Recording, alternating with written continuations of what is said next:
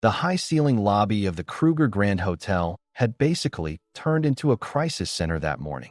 After the air conditioning system broke down, the heavy air inside started to melt the guests' patience. It was clear from the start that this was going to be a strange day. It was the first day of International Conference Week, and guests from all over the world had started yelling in their own languages without even trying to understand each other. French, Japanese, German, Arabic. The lobby didn't feel like a UN meeting anymore. It felt more like a multilingual rebellion in rehearsal. And the young receptionist Lena, looking tense with eyes full of tears, kept repeating the same sentence to every complaint. "I'm sorry, the tech team is on the way." But that wasn't true. The tech team wasn't on the way. They were missing. And the hotel's computer screen, flickering with system alerts, was only making things worse. No one was fixing anything. Everyone was just watching the chaos. That is, until the metal door to the service corridor slowly creaked open. The man who walked in didn't really catch anyone's attention at first glance. A few small screwdrivers stuck out of the pockets of his gray uniform, and the patch on his left shoulder was nearly falling off. But there was no hesitation in his steps. His name was Daniel Weber. He was the hotel's night shift technician. Quiet, avoided eye contact, and usually disappeared into the shadows of the hallways. "There's been an alert about the AIC system," Daniel said in a plain tone. Lena looked up, her lips pressed tight. "Yeah, code red. The main intake panel's just behind the arched column in the lobby." But her eyes glanced over to the crowd. "But please hurry." Daniel nodded and, without paying attention to anyone, walked through the crowd with his toolbox. Even his movement seemed to cut through the tense air. It was like no one questioned his presence, but everyone somehow made way for him. He opened the panel and carefully checked the wires and circuit board. But the lobby was suffocating more and more by the second. A French woman suddenly shouted, "Doesn't anyone speak French?" Then a Russian man, claiming his reservation was wrong, threw his papers into the air. It wasn't just hot anymore, tension was dripping like sweat.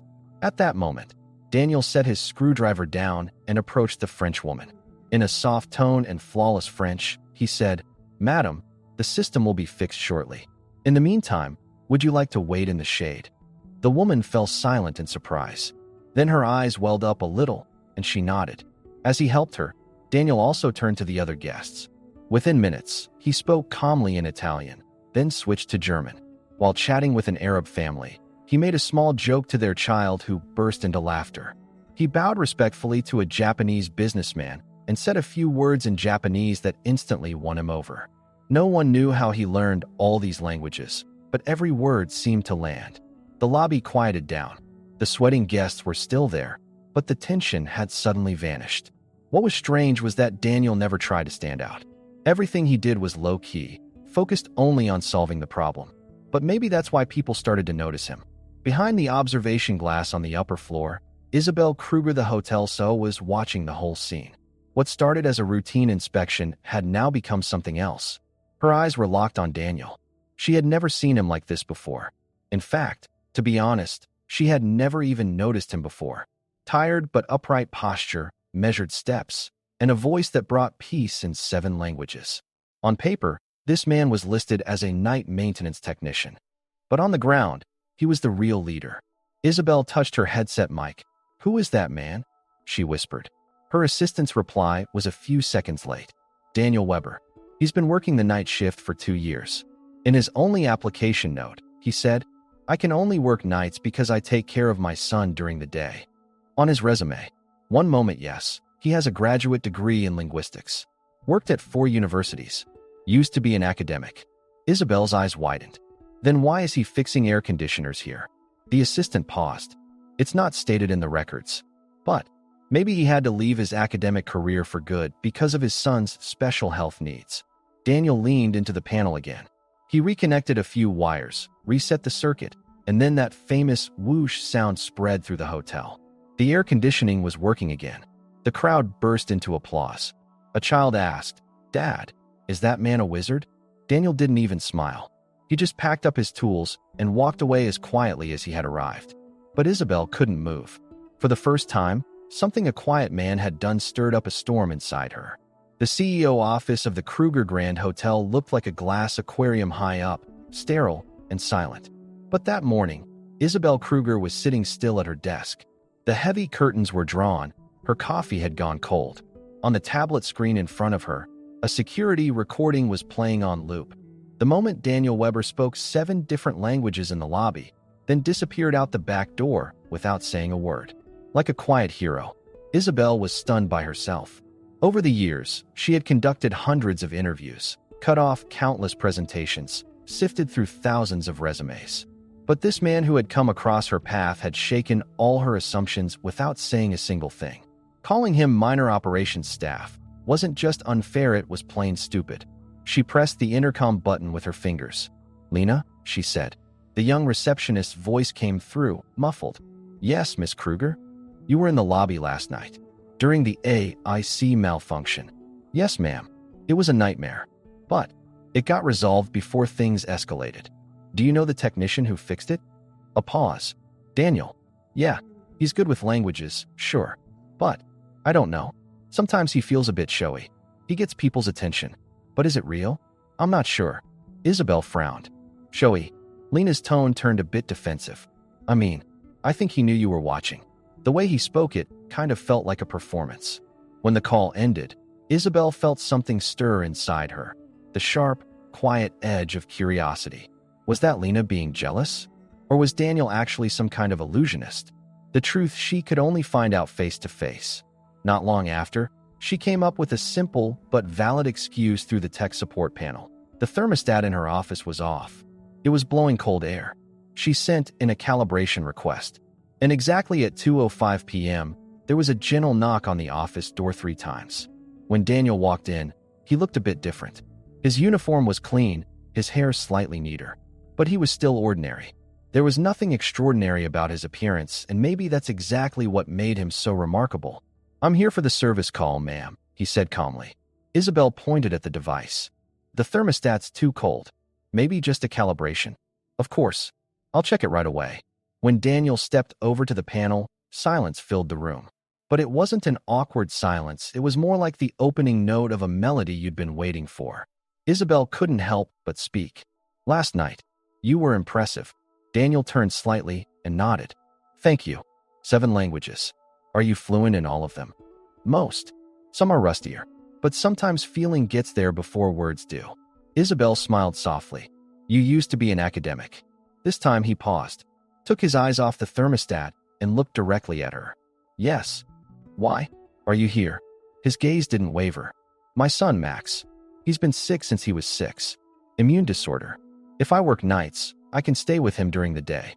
The university wouldn't allow that flexibility." Isabel's heart sank a little, but her face stayed professional. "I'm sorry. Don't be," Daniel said. "Max is strong. With him, this is easy." Then he turned and closed the panel. "Thermostat's fixed. Problem was with the internal unit." Isabel took a deep breath. "Actually, the problem was elsewhere." Daniel tilted his head. I've been watching you. I don't know why, but I want to ask you something." They looked at each other. There were no desks or job titles between them. Just 2 people. "Do you have to save someone's life to change it?" Isabel asked. Daniel bowed his head slightly. "No. Sometimes just being there is enough." Isabel's throat tightened. "Then, may I meet Max?" Daniel didn't look surprised. He smiled, speaking in a low voice. "He thinks people in high heels are superheroes. He'll love you." Isabel smiled. For the first time in a long time, something warm pressed against her heart. "We're going for milkshakes Friday night. At 6. If you'd like, come along." Isabel nodded. This wasn't a meeting. It was an invitation. "I'll be there." And in that moment, in that cold and mechanical office, something invisible began.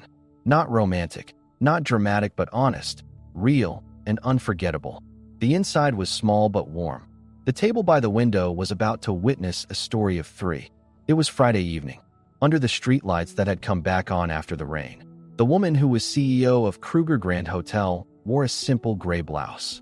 No makeup on her face, no displays of power resting on her shoulders. Just Isabel Kruger. And she was 5 minutes early. As she looked out the window, for the first time, she couldn't calculate any of what she'd planned. This wasn't a meeting. This was the journey of a mother trying to prove she wasn't wrong to rediscover life, and maybe a woman trying to make peace with her own loneliness. The doorbell rang. When Daniel walked in, She recognized him now. The uniform was gone, replaced by a navy t-shirt and tired but clean jeans. And beside him was a small shadow, Max. Maybe 10 years old, a little thin, but there was a different light in his eyes. A NASA cap covered half his face. His father held his hand, firm but calm. Isabel stood up right away. Max looked at her with wide eyes. "Are you the boss?" Isabel smiled, kneeling down to answer. "Only when it comes to elevators and breakfast menus." Max giggled. "Okay then." The three of them sat down together. The menu was simple and colorful. Pancakes, milkshakes, lots of laughter. While Max carefully examined the menu, Daniel glanced at Isabel. "I've got the night off," he said. So tonight, I'm not interfering with the pancake order." Max raised his hand like he'd won a battle. "I can order whatever I want." They placed the order. Vanilla milkshake and a mountain of pancakes for Max, plain chocolate for Daniel, strawberry for Isabel. As the food arrived, the conversation started with kid-style questions. Max looked at Isabel curiously. "Dad says you speak 7 languages. Do you speak alien too?" Isabel laughed. "Only on Wednesdays." "What about cat language?" "I only understand the attitude part, not the actual language." Daniel chuckled quietly. These laughs were like a luxury to him. Each one was proof that his son was still here, still laughing. Time passed between them. Words were no longer about transactions, they were about connection. Isabel noticed. Daniel never interrupted Max, never rushed, never directed. He simply walked with him. And whenever Max's hand trembled or a cough slipped in, Daniel would quietly take an inhaler from his bag and help him without making a scene. "Max is really brave," Isabel said softly.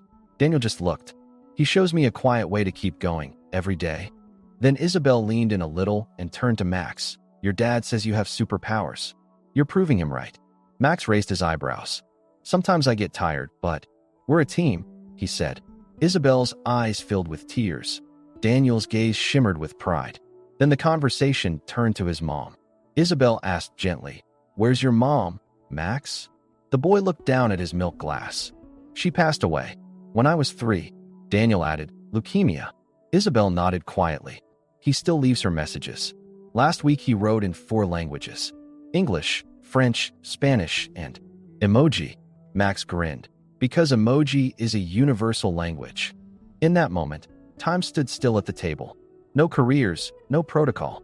Just 3 people, 3 stories, and a few drops of pancake syrup. When the waiter brought the bill, Isabel reached for it, but Daniel stopped her. "Friday nights are on me."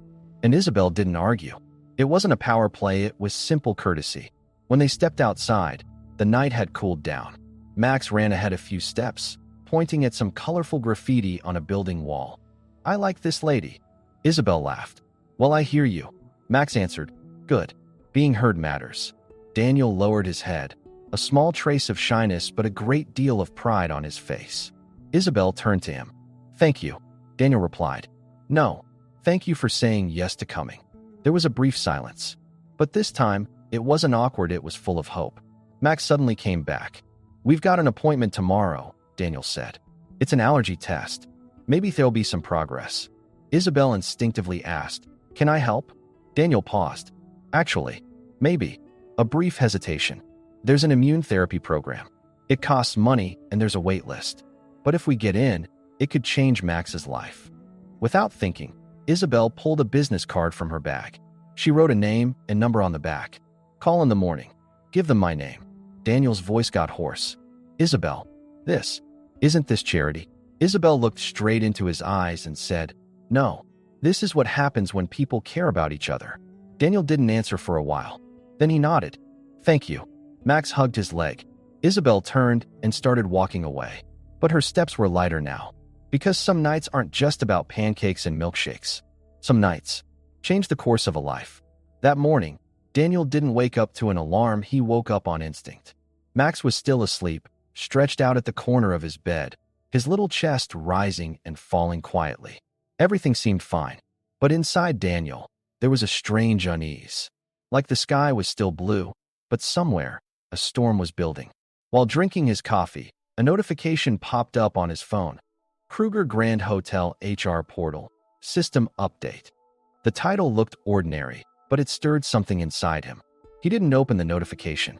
Because sometimes you already know what a message says without reading it. As he got Max ready for his doctor's appointment, he slipped Isabel's business card into his pocket. His palms were sweating. Was he really going to call? Was this help really for him? Or just another version of feeling helpless? But when he thought of Max, pride lost its meaning. He'd do anything for his child. Anything. And he would. But inside the hotel, other things were being said. There were whispers now. Rumors about that quiet man. Hints that he had a special relationship with the CEO. Mocking smirks, raised eyebrows. People didn't like silence. Because silent people had strength that didn't need to shout. And that made them a threat. Lena, while speaking to an HR rep at the front desk, had mentioned Daniel's name. Her tone was sharp. Yeah, he's a good guy, but I don't know. It's like overnight everyone sees him as some kind of hero. And no one even knows what he really did.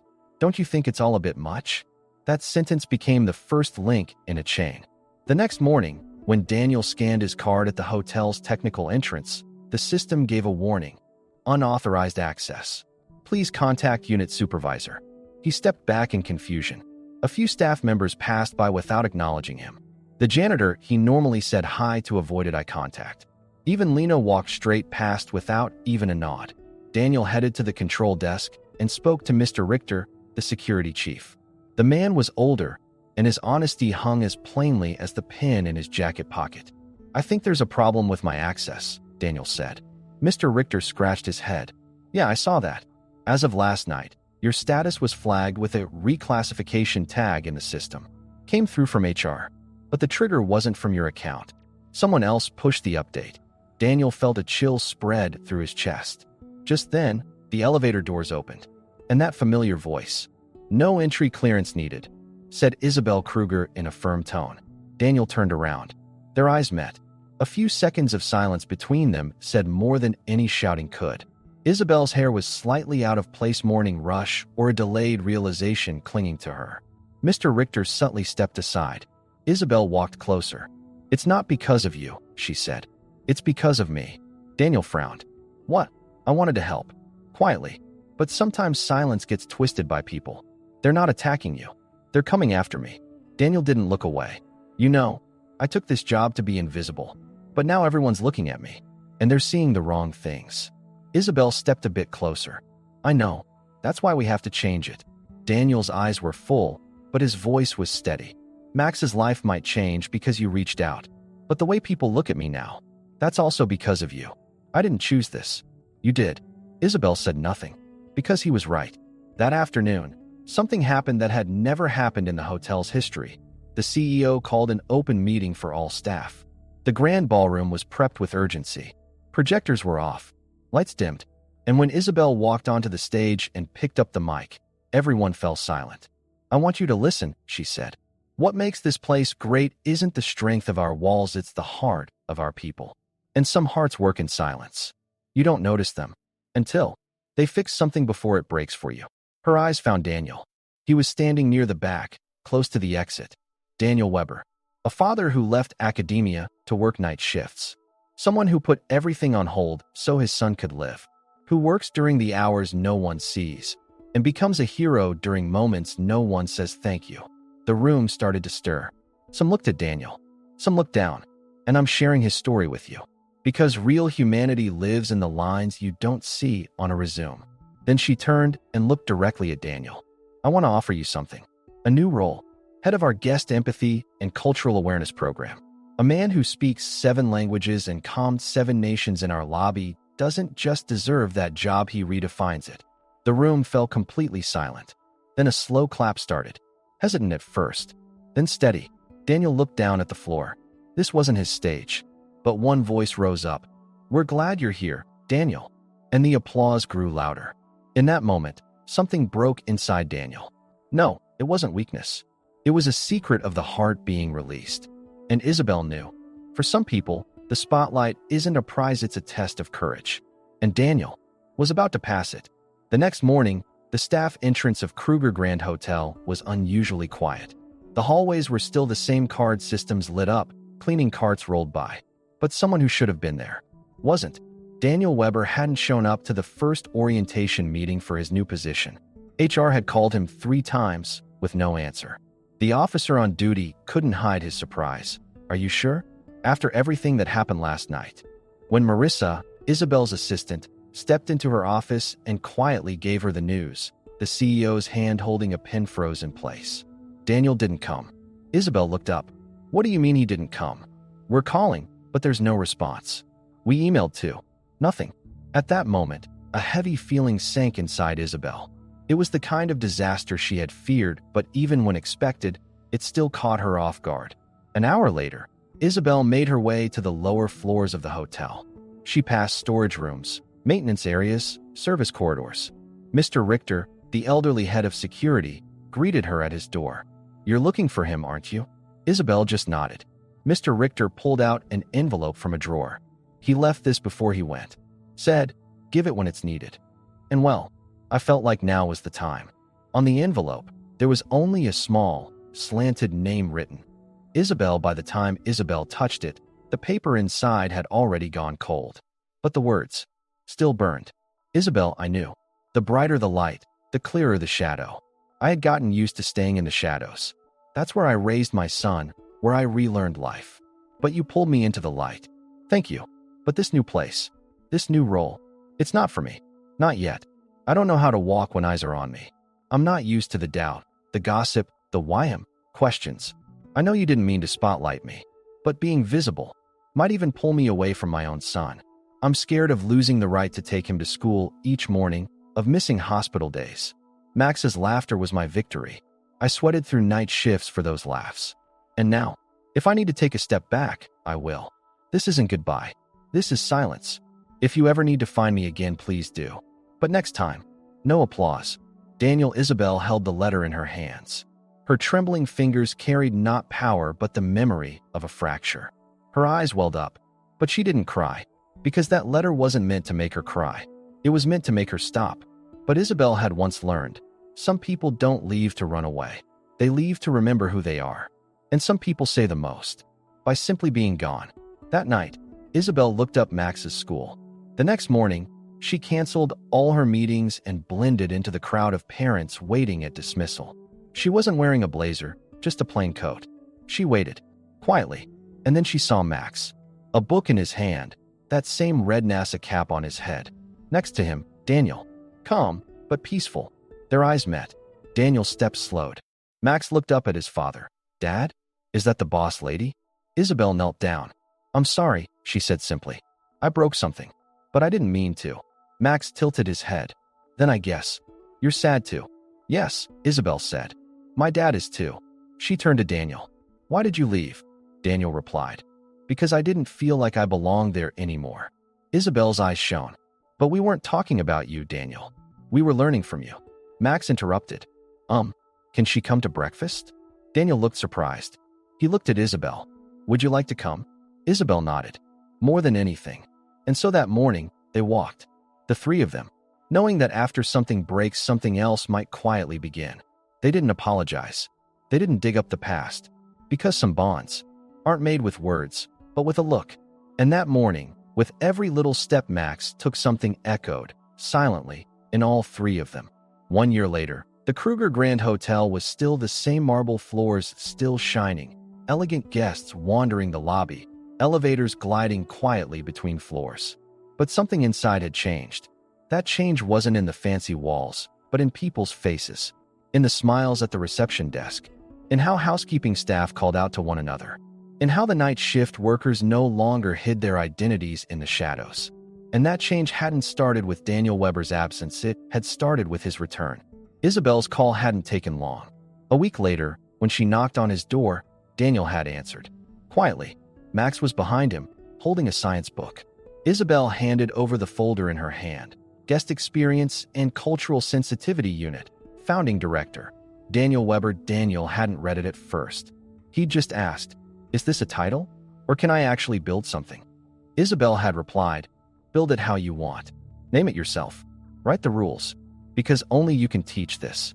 And he began. Now, in the hotel's training room, he was the one meeting every new employee. Still dressed simply. His words were short, but deep. Guest experience, he said, is not 5-star meals.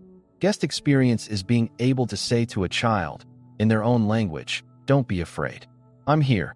He didn't teach the 7 languages one by one, but he taught how to listen, how to connect with a look, a gesture, without knowing the language. Isabel sometimes watched those trainings from afar. Seeing that Daniel no longer hid but still never showed off had changed her. She was still strong, but no longer afraid of being vulnerable. Months passed. Max grew. His cap was now blue. His love for science and space continued. One morning, while sitting in the corner cafe with Daniel and Isabel, he said, "One day I'll build a hotel in space. Everyone will speak their own language in it, but they'll all understand each other." Daniel smiled. Isabel's eyes filled with tears, because that sentence was really their story. At the end of that year, Kruger Grand celebrated its 20th anniversary. The ballroom was decorated. The CEO once again stepped onto the stage under the spotlight to give a speech. But this time, Isabel's voice was different. Still strong, yes, but softer now too. "Today I don't want to tell you a success story," she said. "Today I want to tell you how one man showed what real leadership looks like. Not through a uniform, not through a degree, just through his presence. Not because he spoke 7 languages, but because he could look a child in the eyes and make them feel safe in their own language." Silence in the room. Daniel Weber didn't just fix our systems, he repaired our hearts. Now, on every floor of this hotel, you'll hear a sentence he taught us. "I'm here. I hear you." Then she turned to Daniel. Their eyes met. She didn't call him to the stage, because he was never meant to be on a stage. She simply bowed her head, and Daniel stood slightly from his seat and bowed back the same way. It was the most meaningful conversation 2 people ever had without a single word. That evening, Max asked them, "Dad, are you a hero now?" Daniel smiled. "No, but when people look at me now, they don't just see work gloves anymore." Max nodded. "Then, maybe I can be one someday too?" Isabel answered, "You already have." Then the 3 of them went up to the rooftop terrace of the hotel. The night sky above them was full of stars. Max picked one. He gave it a name. He called it the Silent Star, because some lights don't shout. They just shine, and they don't wait to be seen, because they were always there.